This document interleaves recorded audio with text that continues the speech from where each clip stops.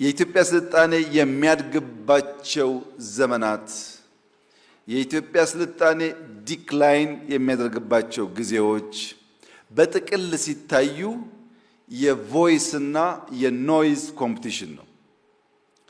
ቮይሶች ጎልተው ሲወጡ፣ ቮይሶች ኖይዝን ሰፕረስ ማድረግ ሲችሉ፣ ቮይሶች በብዙዎች ክሊርሊ ተደምጠው ተከታይ ሲያገኙ እድገት ስልጣኔ አለ።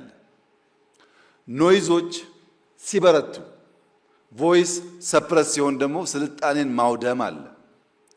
ኖይዝ እና ቮይስ ሲተካከሉ፣ መሳ ለመሳ ሲጓዙ ያዝ ለቀቅ ይሆናል። መሄድ መመለስ፣ ሁለት መራመድ አንድ መመለስ ይሆናል። እዛው ባለበት ሂድ አይነት ነገር ይፈጠራል። እንዴት ነው ቮይስ ጎልቶ ኖይዝ ሰፕረስ የሚሆነው ያላችሁ እንደሆነ ወደ አምናው ተሄዱና ናሬሽን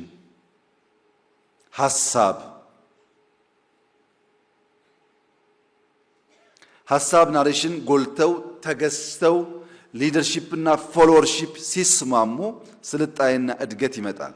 ያ ሲደበዝዝ ደግሞ ጥፋት ይመጣል።